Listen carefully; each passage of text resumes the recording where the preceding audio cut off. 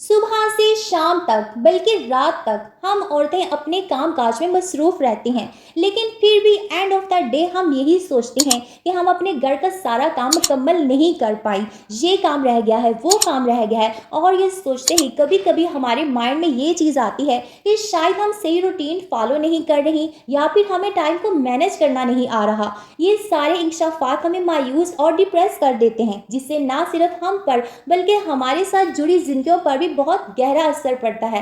अस्सलाम वालेकुम everyone, welcome to my channel Zia Saad vlogs. I hope कि मेरी यूट्यूब फैमिली बिल्कुल ठीक ठाक होगी, फिट फाट होगी। तो आज के अपने इस व्लॉग में मैं आपके साथ अपनी कुछ रूटीन शेयर करूंगी और इसके साथ साथ बिरयानी की मज़ेदार सी रेसिपी शेयर करूंगी। तो ये ना कुछ सीनरीज हैं जो कि हमने अपने टीवी लाउंज में वॉल्स पे लगाई हुई थी, लेकिन अब हमने वॉलपेपर लगवा लिया है तो मैंने ना ये सारी उतरवा दी और अब मैं इनको दोबारा नहीं लगाना चाह रही। तो मैंने सेपरेट कर दी है कि अगर किसी को ज़रूरत हुई ना तो मैं उसे दे दूँगी। और ये मेरी सास का रूम है, यहाँ पर ना हम कबर्ड बनवा रहे हैं। पहले यहाँ पर मेरे जहेज़ की पेटी थी और अब ना वो मैं सेल कर दूँगी, क्योंकि मेरे ख्याल में जितना सामान एक पेटी में आता है उससे ज़्यादा सामान आप कबर्ड में रख सकते हैं जब वो पूरी वाल की कबर्ड हो। और अगर आप अफोर्ड कर सकते हैं ना तो ऐसी कबर्ड्स अपने रूम में लाजमी बनवाएं, क्योंकि जो रूम्स में कबर्ड से लुक आती है ना वो पेटियों वगैरह से नहीं आती। लेकिन ये जो कबर्ड का डिज़ाइन है वो मैंने इसलिए इस तरह का रखा है क्योंकि मेरी जो सास है वो बक्से यानी संदूक जो है ना वो यूज़ करती हैं, तो वो मैंने दरमियान में इस तरह का बनाया ताकि वहाँ पर ना वो इजीली अपने बक्से वगैरह संदूक वगैरह रखें और उनको यूज़ करें, ताकि उन्हें कोई प्रॉब्लम ना हो। और ये जो हमारा कबर्ड का काम है ये तकरीबन 3 दिन से स्टार्ट है। 3 दिन में ये मुकम्मल जो है वो हो जाएगा। भाई कह रहे हैं कि आज ये मुकम्मल हो जाएगा। दरमियान में एक दिन उनकी फ्राइडे की छुट्टी भी थी और ये इस वजह से ना बड़ा इसका ख्याल रखना पड़ा था, क्योंकि कुछ यहाँ पर इनकी मशीन्स थी और कुछ चीज़ें थी, कील थे बहुत ज़्यादा पड़े हुए।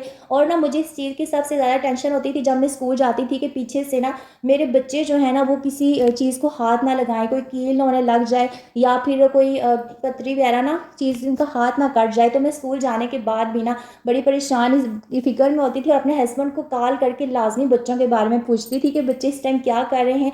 ये देखिए यहाँ पर ना ये जैसे ये मशीन है और ये देखिए ये इन्होंने पतरी लगाई हुई है और जब इससे ऑन होती है ना बहुत तेज़ ये पतरी चलती है। तो बड़ा ना इस वजह से मुझे टेंशन है, क्योंकि जब आप घर का काम करवा रहे हो तो छोटे बच्चे हों तो उनको बड़ा होता है कि हर जगह पे हम जाकर देखें क्या काम हो रहा है, क्या चीज़ चल रही है। बच्चे हर चीज़ में ना जाकर लाजमी शिरकत करते हैं। तो आप भी अगर काम करवा रहे हो तो आपने इस चीज़ का खास ध्यान रखना है।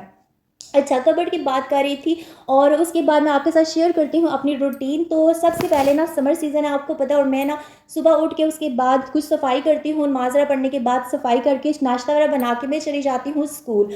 तो स्कूल से आने के बाद मैं लंच वगैरह तैयार करती हूँ। लंच वगैरह करने के बाद ना टाइम हो जाता है मेरे एकेडमी के स्टूडेंट्स के आने का, और उसके बाद मैं अपने बच्चों को नहलाकर कपड़े वगैरह चेंज करके एकेडमी के लिए तैयार करती हूँ। सुबह तो आपको पता है आजकल ना बच्चे स्कूल नहीं जा रहे और सुबह मेरे पास टाइम नहीं होता, मैं स्कूल चली जाती हूँ। तो फिर बच्चों के डेली जो उनको नहलाना और कपड़े वगैरह चेंज करना वो मैं लंच के बाद करती हूँ, जिस टाइम उन्होंने एकेडमी जाना होता है। ये जो थोड़ी रूटीन है ना वो चेंज हो गई है समर वेकेशंस की वजह से। और उसके बाद ना जब शाम फिर उसके बाद ना नमाज़ें वगैरह जो है वो भी साथ साथ चलती रहती हैं। शाम को कभी फिर चाय टाइम होता है, कभी मैं ग्रीन टी लेती हूँ, हस्बैंड को चाय बनाकर दे देती हूँ। और उसके बाद शाम के खाने की तैयारी, और दरमियान में जो मुझे थोड़ा टाइम मिलता है उसमें मैं अपना यूट्यूब चैनल का काम करती हूँ, या फिर मैंने जो सफाई के टास्क रखे होते हैं ना छोटी छोटी चीज़ें, जैसे मैं अपने ब्लॉग्स में आपके साथ शेयर करती रहती हूँ कि आज का मेरा ये टास्क है आज का ये, तो वो इसी तरह से ना जब भी मुझे टाइम मिलता है मैं साथ साथ छोटे छोटे टास्क करती रहती हूँ, ताकि जो डीप क्लीनिंग है ना उसका बर्डन मुझ पर इतना ज़्यादा ना पड़े। तो यहाँ पर ना आज मैं बिरयानी बना रही थी, क्योंकि जो मेरे घर में काम कर रहे थे ना वर्कर्स, उन्होंने कहा था कि बाजी आज ना हमारे काम का लास्ट डे है तो आज ना आप हमें बिरयानी खिलाएं। तो मैंने कहा ठीक है। तो यहाँ पर जो ऑयल मैंने ना पूरा पैकेट उसमें नहीं डाला था क्योंकि वो मैंने इसके अंदर डाला है। तो सबसे पहले मैंने पानी के अंदर ना कुछ खड़े मसाले ऐड किए, नमक ऐड किया, सिरका ऐड किया और इसके साथ ऑयल ऐड किया। अब यहाँ पर ना मैं चावल बॉयल करूँगी। चावल मैंने बॉयल होने के लिए रख दिए थे और यहाँ पर ना एक कटोरी में मैंने दही लिया है। दही तकरीबन आपने 1 कप से ज़्यादा लेना है और फिर इसके अंदर आपने सारे स्पाइसेस डाल देने हैं जो जो आप बिरयानी में डालना पसंद करते हैं। खैर यहाँ पर ना मैं दरा मिर्च जो है वो डाल रही हूँ, दूसरी पीसी हुई जो लाल मिर्च है मैंने इसके अंदर वो डाली है, हल्दी डाली है, बिरयानी मसाला जो है वो मैंने डाला है, नमक डाला है। ये सारे स्पाइसेस जो हैं वो, और मैंने ना काली मिर्च भी इसके अंदर डाली है, वो ना मैंने बाद में डाली थी क्योंकि जब मैंने चेक किया ना, मुझे स्पाइसेस थोड़े कम लग रहे थे। तो जब ना आप इस तरह चेक करें आपको स्पाइसेस कम लगें तो कोशिश करें लाल मिर्च की जगह फिर आप काली मिर्च डाल दिया करें। काली मिर्च जो है वो थोड़ी सी कच्ची भी रह जाए तो खैर होती है, लेकिन जो इस तरह के स्पाइसेस होते हैं ना, ये हमें सही पका कर खाने चाहिए। तो यहाँ पर मैंने ना ये सारे स्पाइसेस ज़रा डालने के बाद इनको हम अच्छी तरह से मिक्स कर देंगे। और यकीन करें ये जो रेसिपी है ना, मैं फ़र्स्ट टाइम ट्राई कर रही थी, और मैंने जैसे कि आपको पहले भी बताया था कि मैंने जब भी लेयर्स वाली बिरयानी बनाई है ना, तो उसका एक्सपीरियंस मेरे साथ कोई इतना अच्छा नहीं गया। जब कभी उसकी शक्ल अच्छी आती है तो टेस्ट अच्छा नहीं आता, और जब टेस्ट अच्छा आता है तो शक्ल अच्छी नहीं होती। तो खैर मैंने सोचा कोई बात नहीं, चीज़ें ट्राई करने से ही आती हैं। तो यहाँ पर हमने प्याज को ब्राउन किया, मैंने सही प्याज को ब्राउन किया था। फिर उसके अंदर हम लहसुन अदरक टमाटर वगैरह वो डाल देंगे। वो डालने के बाद मैंने इसमें चिकन डाला था, और चिकन को ना अच्छी तरह से हम पकाएंगे। जब चिकन हम भूनेंगे, और चिकन भूनने के बाद हम इसके अंदर वो वाले दही में जो हमने स्पाइसेस ऐड किए थे, वो मिक्स किए हुए, वो सारे इसके अंदर डाल देंगे। अब यहाँ पर हम इसको अच्छी तरह से मिक्स करके रख देंगे।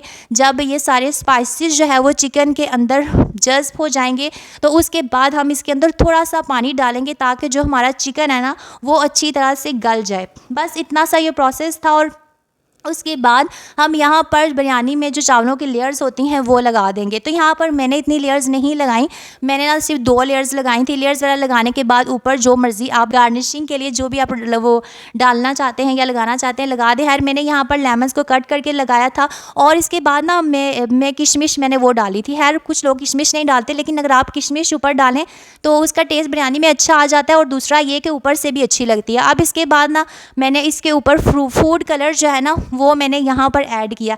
और सॉरी मैं आपको बताना भूल गई कि जब मैं सारे स्पाइसेस दही के अंदर ऐड कर रही थी ना, तो उस टाइम मैंने उसके अंदर भी मैंने फूड कलर डाला था, क्योंकि इससे ये होता है कि जो आपका चिकन होता है ना, उसका कलर जो है वो इतना प्यारा सा और ना ऐसे बड़ा ना मज़े का कलर आ रहा होता है चिकन का। तो यहाँ पर मेरी मज़ेदार सी बिरयानी जो है वो तैयार है। और ना मैं इसीलिए आपको इतनी खुशी से बता रही हूँ, क्योंकि जब ना वर्कर्स ने बिरयानी खाई तो यकीन करें कि उन्होंने इतनी तारीफ़ की, उन्होंने कहा कि माशाल्लाह बहुत मज़े की बिरयानी बनी है। और ये साथ हमने फिर रायता भी बना दिया था। और आपको पता है जब आप इतनी एफ़र्ट करते हैं ना, तो फिर दूसरे लोगों के सिर्फ इतने से अल्फाज के माशाल्लाह बहुत अच्छी बनी है, या जो एप्रिसिएशन होती है ना, बस आपको वो मिल जाए तो समझे कि वो आपकी जो सारी मेहनत है ना, उसका सिला आपको उसी टाइम मिल गया है। आई होप आपको मेरी आज की वीडियो अच्छी लगी होगी। अगर आपको मेरी वीडियो अच्छी लगी है तो इसको लाइक कीजिएगा, चैनल को सब्सक्राइब कीजिएगा। अल्लाह हाफिज़।